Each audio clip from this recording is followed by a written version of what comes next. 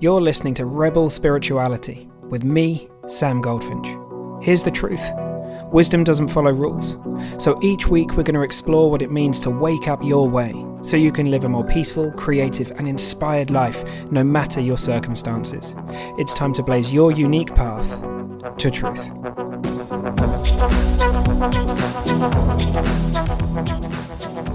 Hey team. Hey, this week I got the absolute privilege of going to see Eckhart Tolle in London at the Royal Albert Hall. A good friend of mine offered me a ticket, which is amazing. So if you're listening, mate, thank you so much for that.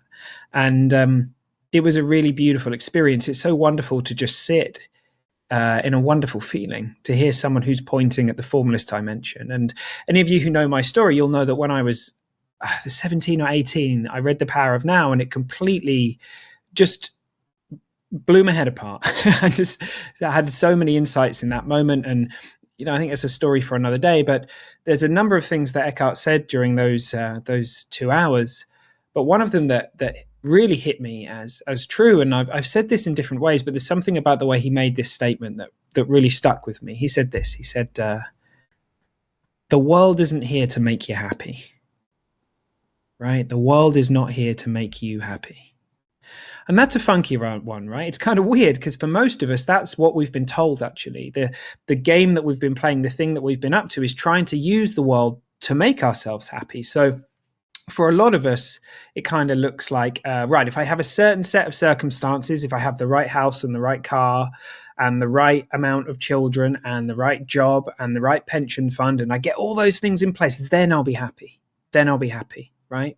So in that moment, we've already innocently staked our happiness against a set of conditions. Because if you think about it, under those conditions, we're not going to be able to feel okay until we get to that place. Now, either we don't get to that place, or we do, and we have this kind of momentary, fleeting experience of, oh, right, I'm here, I've made it, I'm there, right? But how long does it last? It lasts for a day or a week. And then it doesn't quite work. And so we think to ourselves, oh, hang on, it must not be that orientation of things. It must be a different set of circumstances that I need. I must need a faster car, a bigger house, a bigger pension fund, a different job. So we go on the hunt to try and have a different orientation of things out there in the world of form. And hopefully at some point we wake up to the fact that that's not it. That's not it. There's this really cool quote by Jim Carrey. I'm not sure that I'm going to get it exactly right, but he said something along the lines that his greatest wish for everybody is that they get everything they've ever wanted, so they can then realize, oh, that's not it. That's not it.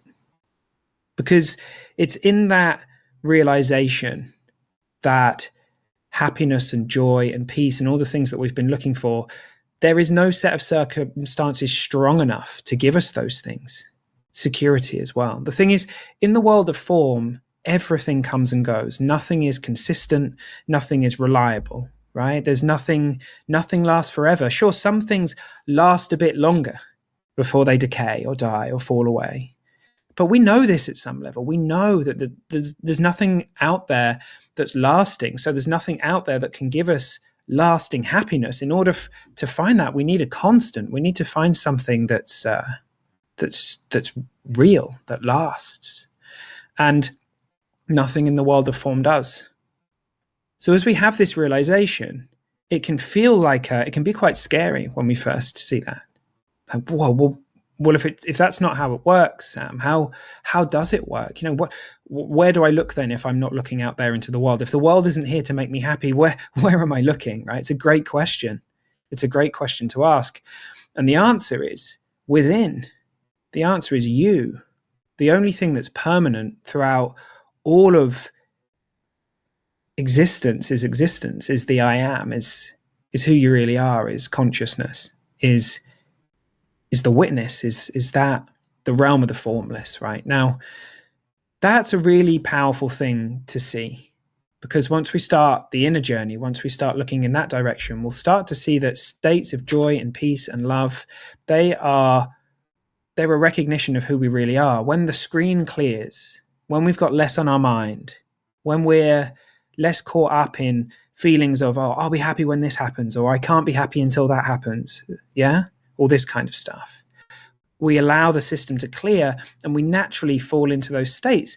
We all have experiences of this. We have experiences of falling into flow states. We have experiences of walking through nature and experiencing joy. Or perhaps when we were a kid, there was that thing that we used to just lose ourselves in.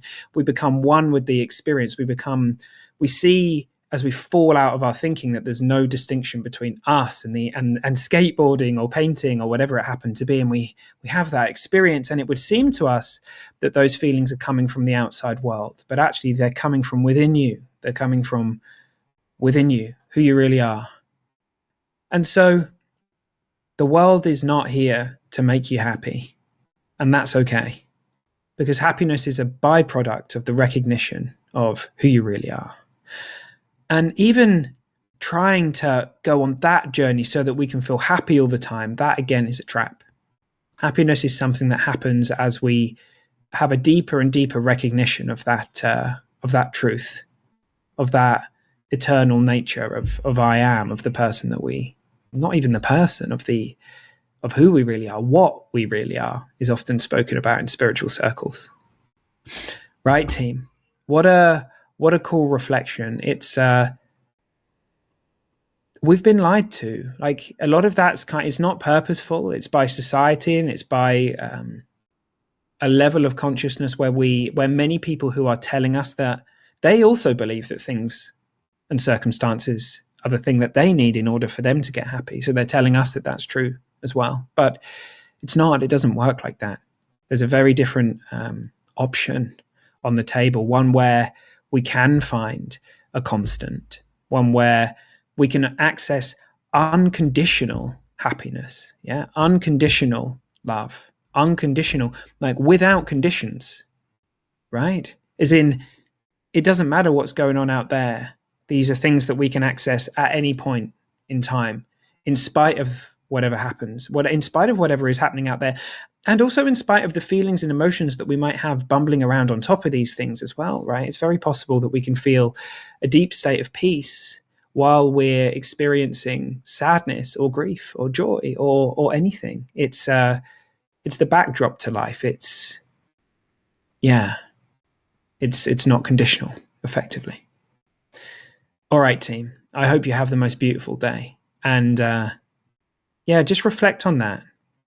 What would the journey look like for you if you just woke up to the truth that the world isn't here to make you happy? There's no circumstance powerful enough to do that for anybody, hence why we have a lot of people with so much in the world of form who are very unhappy, because their experience is not coming from the outside, it's coming from within, it's coming from the inside.